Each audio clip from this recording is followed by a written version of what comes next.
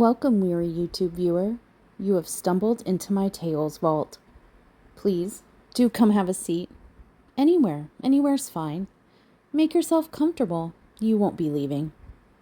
I mean, you won't be leaving anytime soon, anyway. So, why not grab a work in progress, a drink, and help yourself to some Halloween candy from the dish just there. Relax while I share with you a tale from the Cr'wip't. As you might be keenly aware, All Hallows Eve, or Halloween, is quickly approaching. There will be decorations and merriment, treats and tricks abound. Some of us take our decor very seriously. Oh, my decor? All of this around you? No, you're mistaken. This is my normal home decor. I haven't even started dressing my crypt with Halloween decorations yet. My house just looks like this normally. How rude. Well, when you think about traditional Halloween decorations, what comes to mind? Did you think jack-o'-lanterns and carved pumpkins? I did. But have you ever wondered where that tradition comes from? Is there a story behind it? Pumpkins with ghoulish faces illuminated by candles are a sure sign of Halloween season. People have been making jack-o'-lanterns at Halloween for centuries. One version of the practice may have originated from an Irish legend, which first appeared in print in the 19th century. The practice of carving ghoulish faces on vegetables have roots in Ireland, where large turnips served as early canvases. Irish immigrants brought the tradition to America, home of the pumpkin, and it became an integral part of Halloween festivities ever since. To tell this story properly, though, we must go back to the Irish legend of Old Stingy Jack with his encounter with the devil. Stingy Jack was not well liked in his community. He was an overt drunk, liar, and manipulator. His poor reputation knows no bounds. It went so far, in fact, that the devil himself heard rumors of Jack's malevolence.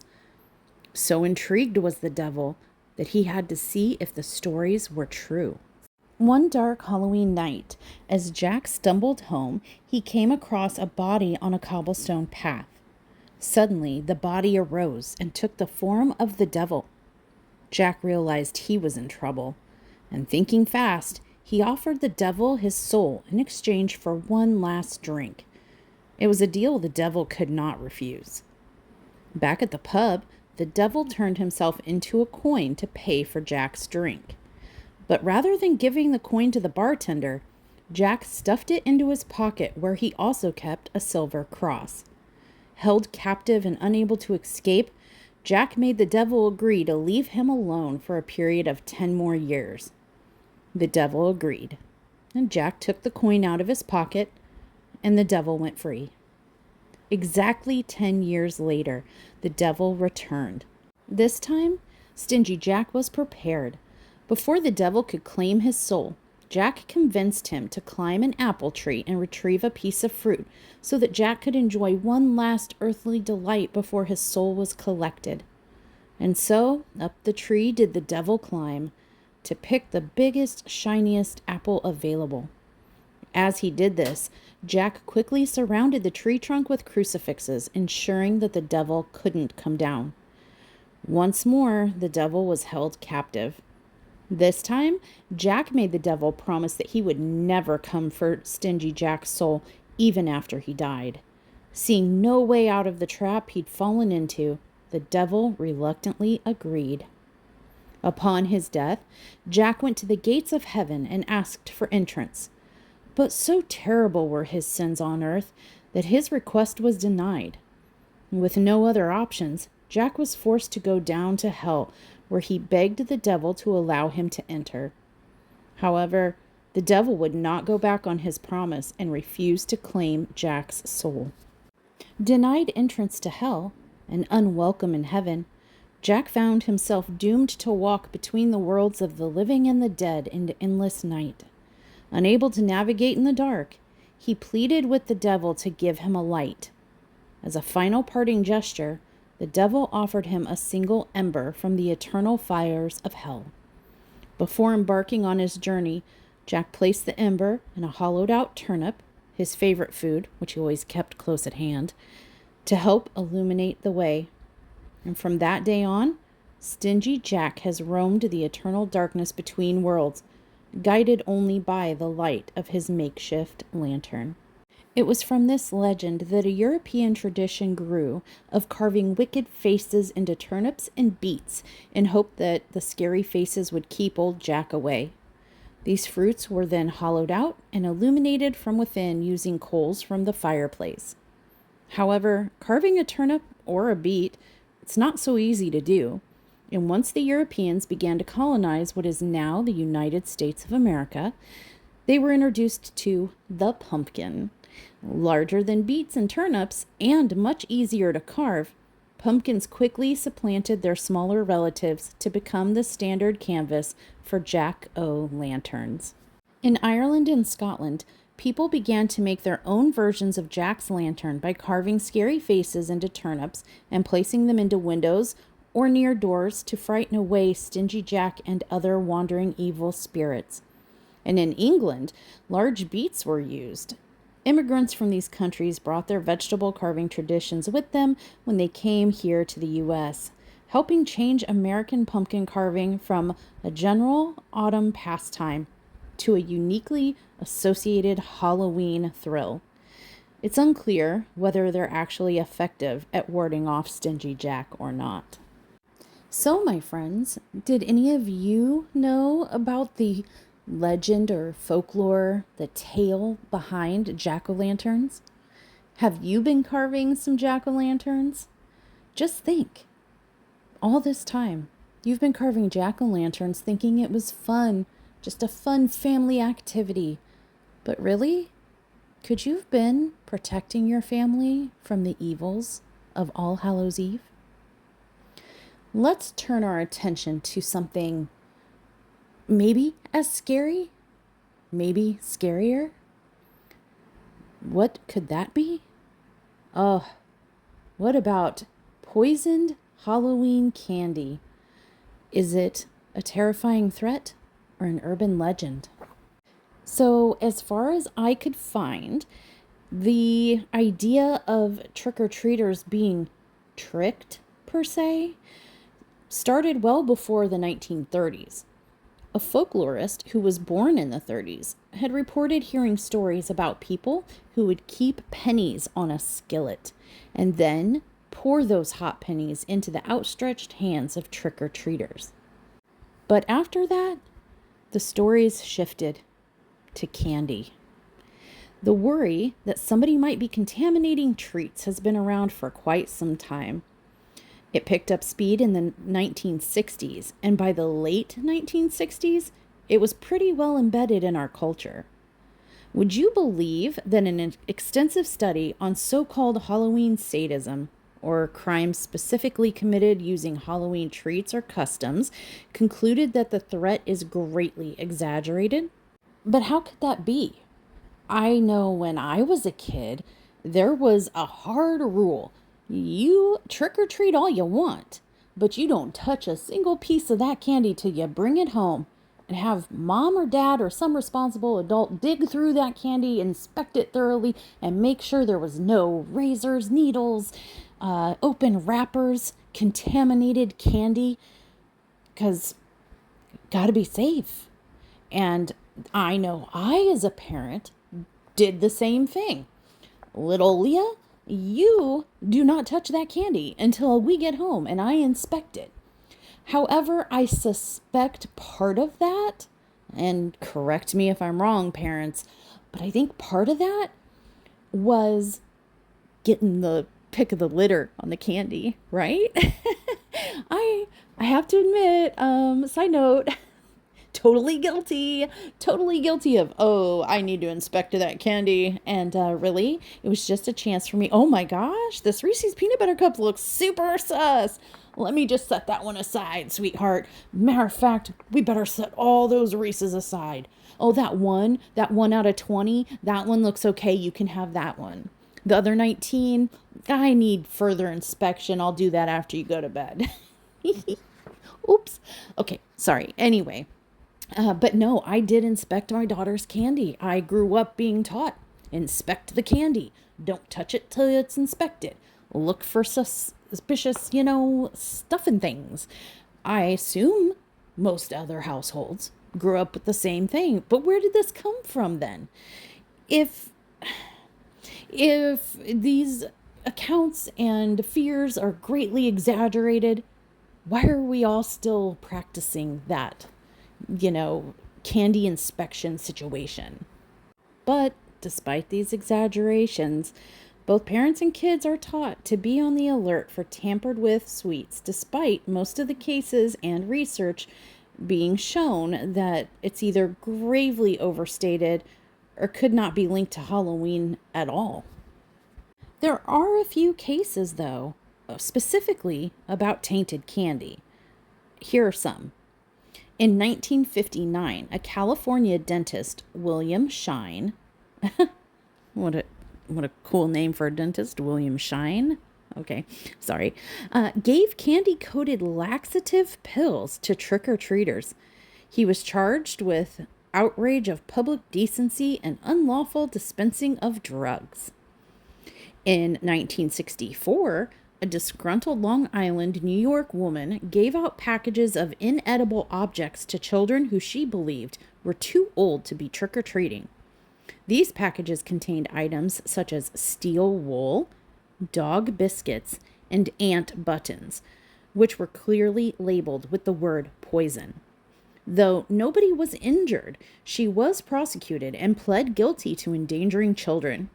The same year saw media reports of lye-filled bubblegum being handed out in Detroit and rat poison being given in Philadelphia, although these reports were never substantiated to be actual events. And despite these really early cases, research suggests that the poisoned or tainted candy phobia actually arose in the 1980s after a rash of Tylenol poisonings in which cyanide-laced acetaminophen was placed on store shelves and sold. The high-profile crime led to the introduction of child-proof containers and tough federal laws aimed at punishing those who tamper with drugs. After the Tylenol murders, which were still unsolved to this day, warnings about adulterated candy around Halloween time have increased. However, Halloween crimes involving poisoning have definitely occurred. In 1964, for example, a New York woman named Helen Fail was arrested for handing out things like ant poison and dog biscuits to kids. We just discussed her.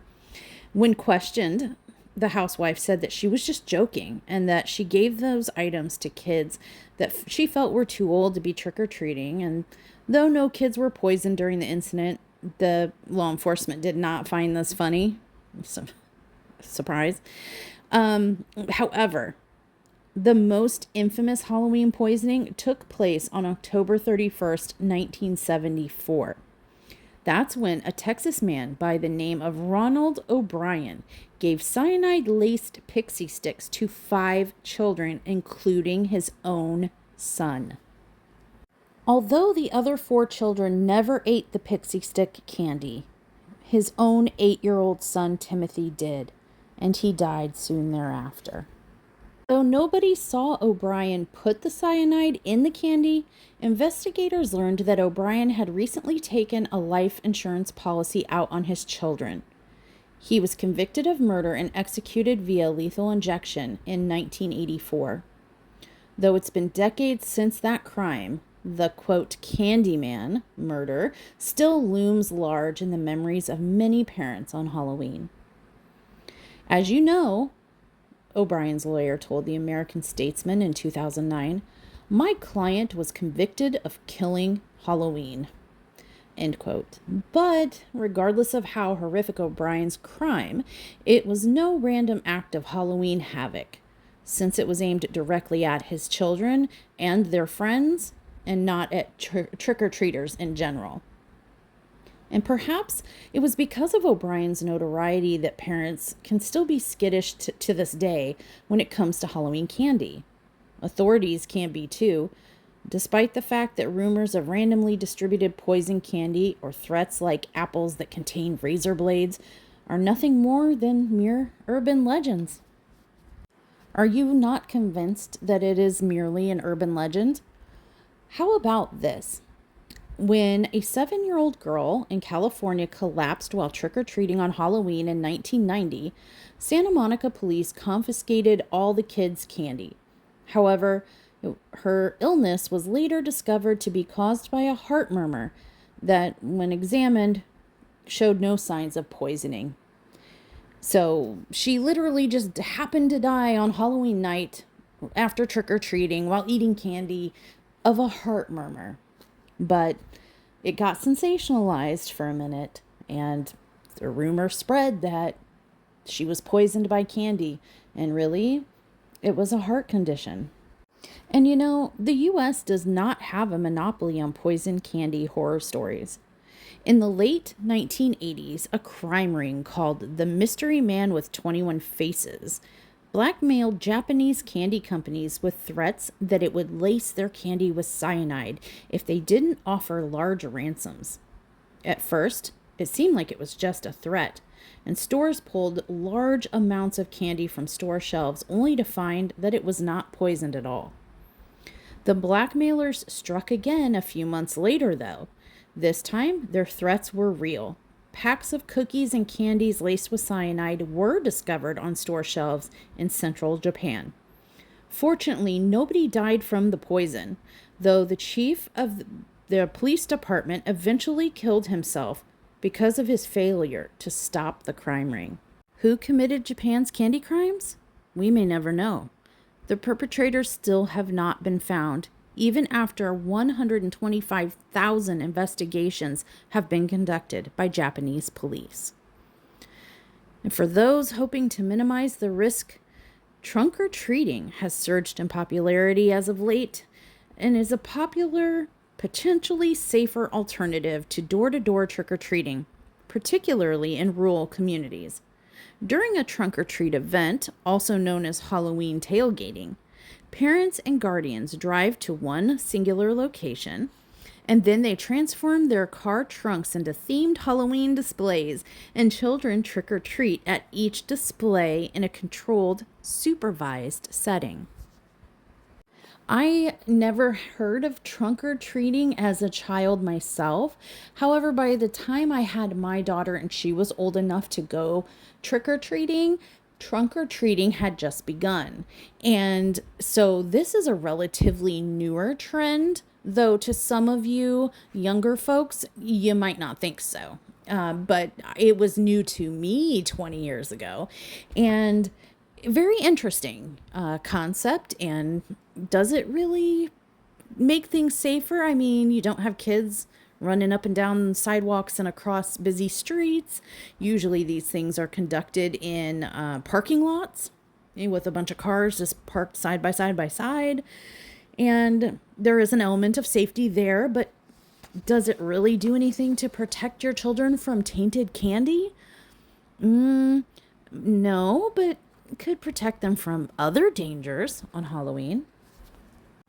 For all the hype about poisoned candy on Halloween, there's very little evidence that any child has died from eating tainted sweets by trick-or-treating in the U.S., except for one documented case, and the father did it. That's the one with the pixie sticks. So, still though, warnings about razor blades, needles, and deadly chemicals lurking in Halloween candy haunt us each year. How often does it actually happen though? Experts say pretty rarely. And yet, some recent-ish cases have been reported and documented, such as last year, for example, police in Westfield, Massachusetts, posted a public advisory on Facebook after the department received reports from a concerned citizen that she had located a wrapped razor blade within the candy her child had collected at Westfield's Pumpkin Fest that day. At that time, the Westfield police were unable to prove or disprove this allegation. In an abundance of caution, they told attendees of the Pumpkin Fest to please thoroughly inspect any candy that they collected. Not all tainted candy warnings are a precautionary measure. In 2022, police in Eugene, Oregon investigated several reports of tainted treats, one of which detailed a small razor blade hidden in a child's Halloween candy. Although investigators worked the case thoroughly, they did not find a suspect in these events. Before that, in 2021, the Fostoria Police Department in Ohio offered to x-ray Halloween candy after a Kit Kat bar and a package of Sour Patch Kids distributed during a city trick-or-treating event had been poked with sewing needles. And before that, in 2000, a Minneapolis man was arrested and charged with 1 count of adulterating a substance with intent to cause death, harm, or illness after he inserted needles into a Snickers bar and then handed those Snickers bars out to neighborhood children. Only 1 child ended up getting pricked by the tampered candy, but it did not necessitate medical attention. But you guys, those are few and far between, and generally very few people, if any, are injured, and in some cases it's actually really targeted. But could there be more relevant concerns? What about drug-laced or disguised candy? Like candy that's, well, drugs that are disguised as candy? Parents have fears that have been ignited year after year, more and more, as these things become, more popularized, sensationalized. A series of government press releases revealed the existence of drugs disguised as candy. In August, the U.S. Drug Enforcement Administration issued a press release about rainbow fentanyl, brightly colored pills of the drug that could be a new strategy to appeal to children and young adults. Then, earlier in the month, the Los Angeles Sheriff's Department seized a large shipment of that drug, which had been hidden in candy boxes. And in 2021, attorney generals across the country warned parents to be vigilant about cannabis edibles ending up in Halloween candy. Many cannabis companies parody popular brands in their packaging, such as Sour Patch Kids and Oreos, which could lead to the accidental consumption by an unwitting child. I'm not sure about you guys, but I think for me, that might be a bigger concern than like needles and razor blades being in candy, or, steel wool being wrapped in a candy wrapper. Those pretty obvious, right? Pretty obvious. The tampered wrapper, shiny metal in a chocolate bar, kind of really obvious. Less of a concern to me, but more concerning, at least personally, is the whole, candy looking drugs, whether, the super bad, regulated stuff, or even in states where it's legal, the cannabis gummies and things like that somehow being mistaken, interwoven in with children's candies. Also pretty concerning. And the fact that a lot of the companies that produce these items, like it said, parodies, real candy and cookie items, that's scary. But let's just say that the candy doesn't get you this year. You may still need to worry about something or someone more sinister. Let's end our tale time with a brief accounting of 10 notable Halloween murders. 1. Napa Valley, California. Double fatal stabbing. In 2004, Leslie Mazzara and Adrian Isagna retired after trick-or-treaters stopped coming.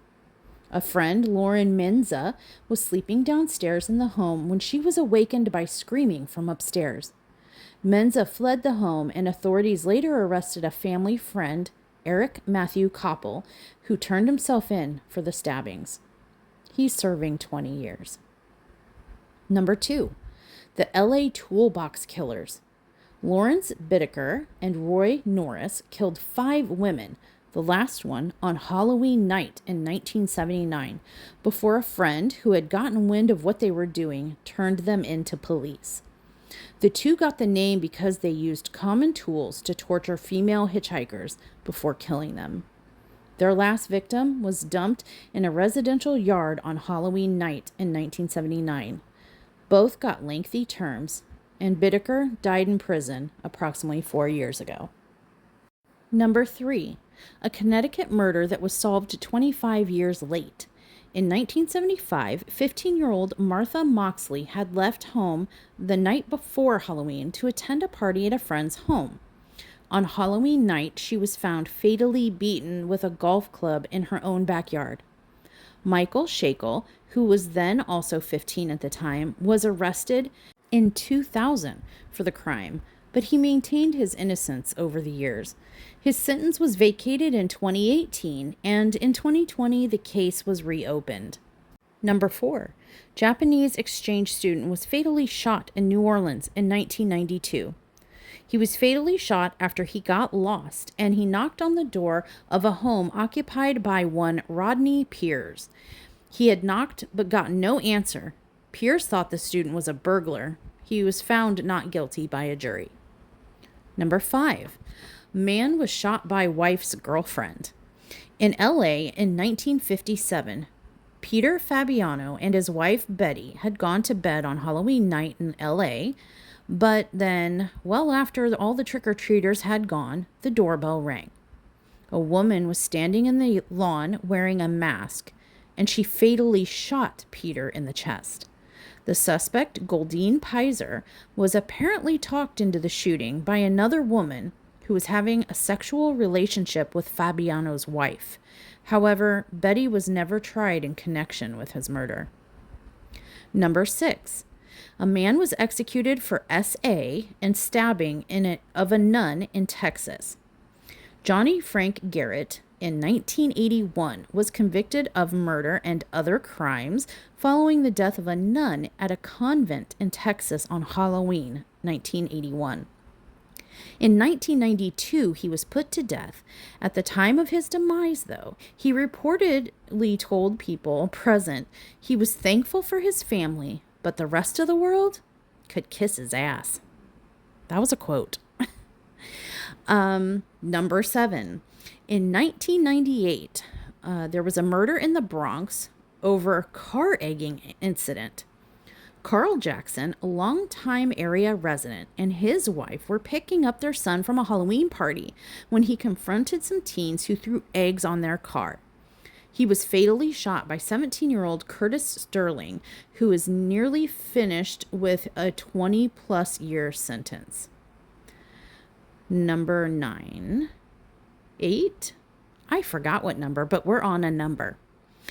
A stepbrother murders family in Michigan.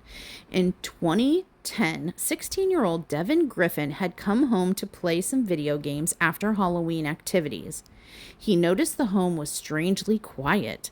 He would find his mother, father, and older brother all dead. His stepbrother, William Lisk, killed them with a hammer and shot them. Lisk avoided the death penalty but committed self-unaliving in prison in 2015. The next one is an unsolved Manhattan murder from 1981.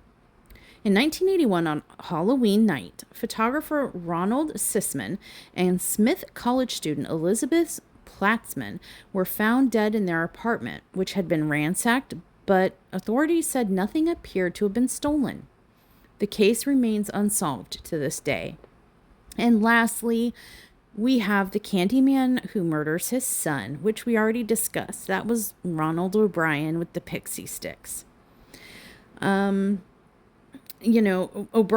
if anyone was curious, ended up being executed by lethal injection in Texas in 1984 for poisoning and killing his son with cyanide-laced pixie sticks. Which, in the end, you guys, brings us right back around to tainted candy. Strange. Well, what do you think? Is tainted candy a legitimate concern? Or is it an urban legend, as experts suggest? Do you carve pumpkins or make jack-o'-lanterns at Halloween? Just think, you thought you were decorating, but really, you may have been protecting your loved ones and their homes from old Jack's spirit. Happy Halloween, everyone, and until next time, stay safe, friends.